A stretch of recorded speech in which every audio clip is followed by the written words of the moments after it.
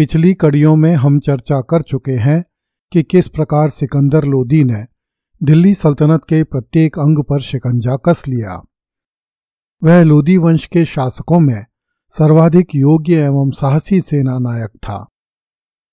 उसने शासन में अनेक नई व्यवस्थाएं आरंभ की, किंतु अपनी धर्मांधता के कारण उसने हिंदुओं, सूफियों और शियाओं का जीना हराम कर दिया।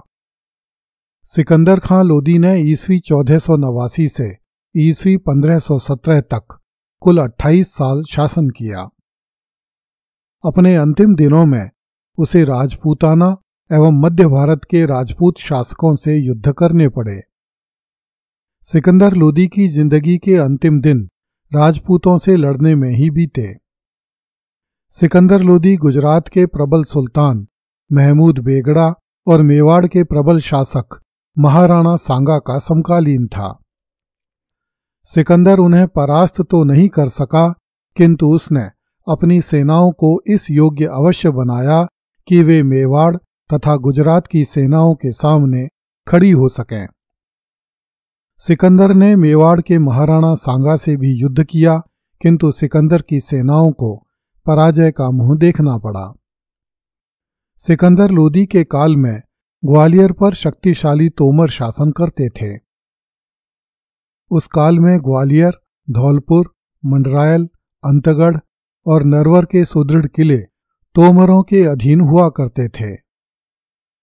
किसी समय आगरा एवं दिल्ली के किले भी तोमरों के अधीन थे, किंतु अब वे किले दिल्ली सल्तनत के अधीन थे। सिकंदर लोदी अपनी सामरिक शक्ति को अच्छी तरह पहचानता था, इसलिए वह बंगाल, गुजरात, मेवाड़ तथा ग्वालियर के प्रति आंखें मूंदे रहता था। फिर भी उसे इन राज्यों से युद्ध करने पड़े। सिकंदर लोदी अपने शासन के आरंभिक काल में ग्वालियर के साथ मित्रता की नीति अपनाता था। ईस्वी 1489 में जब सिकंदर लोदी दिल्ली का शासक हुआ तो उसने ख्वाजा मोहम्मद फारमूली को विशेष खिलत देकर ग्वालियर भेजा। उन दिनों मान सिंह तोमरों का राजा था। राजा मान सिंह तोमर ने भी अपने भतीजे निहाल सिंह को बहुत से उपहारों के साथ सुल्तान की सेवा में भेजा। इस प्रकार दोनों शासकों के बीच काफी समय तक मित्रता का संबंध बना रहा। ईस्वी 1491 में सिकंदर लोदी ने बयाना पर विजय प्राप्त करके वहां के विद्रोही हाकिम शर्फ को निर्वासित कर दिया। शर्फ ग्वालियर नरेश मान सिंह की शरण में पहुंचा। मान सिंह ने शर्फ को अपने राज्य में शरण दे दी। सिकंदर लोदी उस समय अपने अमीरों की बगावत में उलझा हुआ था, इसलिए वह राजा मान सिंह तोमर के विरुद्ध कोई कार्रवाई नहीं कर सका। ईस्वी 1495 से ईस्वी 1503 तक सिकंदर लोदी ने संभल में प्रवास किया। उस दौरान ईस्वी 1501 में सिकंदर के कई मुस्लिम अमीर एवं हिंदू मुकद्दम गणेश राय सिकंदर लोदी का साथ छोड़कर ग्वालियर नरेश मान सिंह तोमर की शरण में भाग गए। मान सिंह ने उन सबको अपने राज्य में शरण दे दी। सिकंदर लोदी इस बार भी राजा मान सिंह के विरुद्ध कोई कार्यवाही नहीं कर सका, किंतु दोनों राज्यों के बीच कटुता उत्पन्न हो गई। दोनों राज्यों के बीच पनप रही कटुता को कम करने के लिए राजा मान सिंह ने अपना दूत कुछ उपहारों के साथ आगरा भेजा। निजामुद्दीन अहमद ने लिखा है कि सुल्तान ने राजा मान सिंह के दूत से कुछ कठोर प्रश्न पूछे। राजा मान सिंह के दूत ने बड़े ही भद्दे शब्दों में उन प्रश्नों का उत्तर दिया, जिससे दोनों राज्यों में कटुता और अधिक बढ़ गई। वे कठोर प्रश्न कौन से थे, उनका उल्लेख किसी भी तत्कालीन मुस्लिम लेखक ने नहीं किया है। आधुनिक काल के लेखक हरिहर निवास द्विवेदी ने अपनी पुस्तक ग्वालियर के तोमर में लिखा है कि संभवतः सुल्तान ने दूत से ग्वालियर की राजकुमारी सुल्तान को समर्पित करने के बारे में पूछा।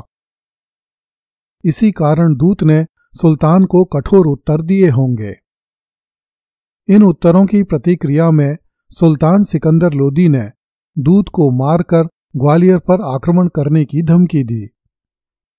हरिहर निवास द्विवेदी द्वारा प्रस्तुत यह अनुमान इसलिए सही लगता है क्योंकि उन्हीं दिनों सिकंदर लोदी ने बांधवगढ़ के हिंदू नरेश शालिवाहन बघेला से भी उसकी पुत्री को मांगा था।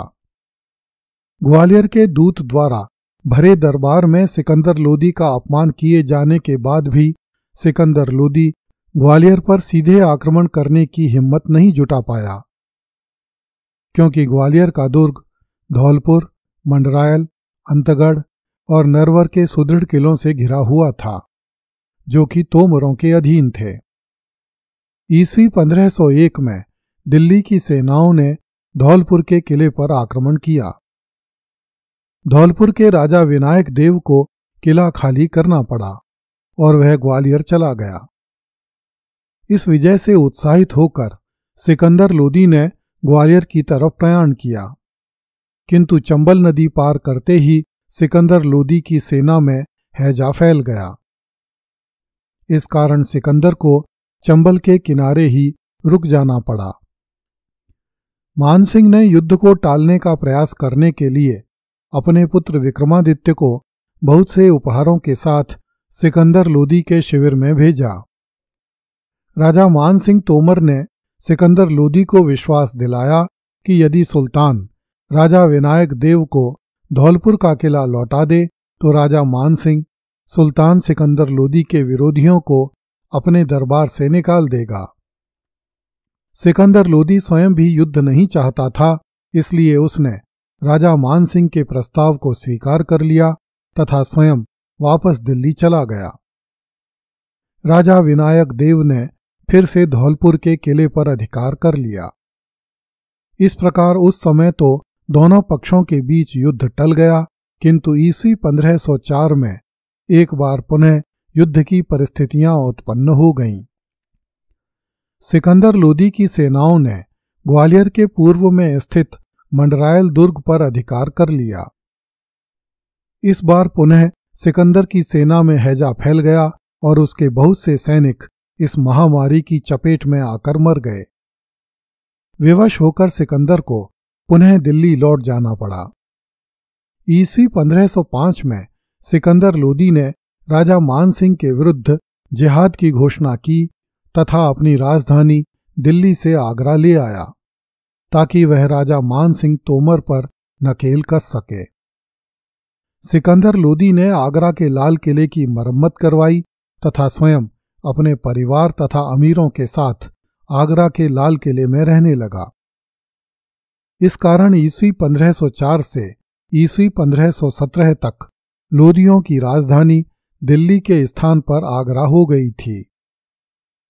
आगरा से धौलपुर तथा ग्वालियर अधिक दूर नहीं थे। उसी वर्ष सिकंदर ने धौलपुर के किले पर अधिकार कर लिया तथा ग्वालियर के लिए चल पड़ा। मंडरायल का किला पहले से ही सिकंदर लोदी के अधिकार में था। अगली कड़ी में देखिए, सिकंदर लोदी को लगता था कि अफगानी अमीर सुल्तान के गुलामों की पालकी भी उठा लेंगे। कृपया इस चैनल को लाइक, सब्सक्राइब एवं शेयर करें। धन्यवाद।